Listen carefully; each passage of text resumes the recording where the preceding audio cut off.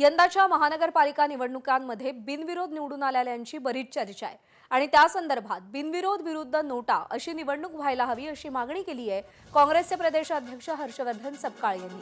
ज्या ठिकाणी बिनविरोध निवडणूक झाली तिथे नोटा ठेवून मतदान घ्यावं, काँग्रेसचे प्रदेशाध्यक्ष हर्षवर्धन सपकाळ यांनी या संदर्भातली मागणी केलेली आहे। नोटाचा जो अधिकार आहे तो अबाधित आहे, त्यामुळे नोटाचा अधिकार हा अनपोज झालेल्या ठिकाणी जो निवडून आलाय हा सोडून हा जो ऑप्शन आहे तो दाबण्याच्या अनुषंगानं तिथे मशीन ठेवावी। मतदानाच्या दिवशी निवडणुका होत असताना लोकांना या सगळ्या प्रक्रियेचा निषेध नोंदवता यावा किंवा त्यांना त्याचा अधिकार जो आहे तो मतदानाचा वापरता यावा, म्हणून निवडणूक आयोगाने त्या दिवशी तिथे अनपोज तथाकथित अनपोज जरी झाले असले तरी नोटा या ऑप्शनचं बटन आणि मशीन त्या ठिकाणी ठेवावी ही काँग्रेस पक्षाची आमची मागणी आहे। एबीपी माझा, उघडा डोळे बघा नीट।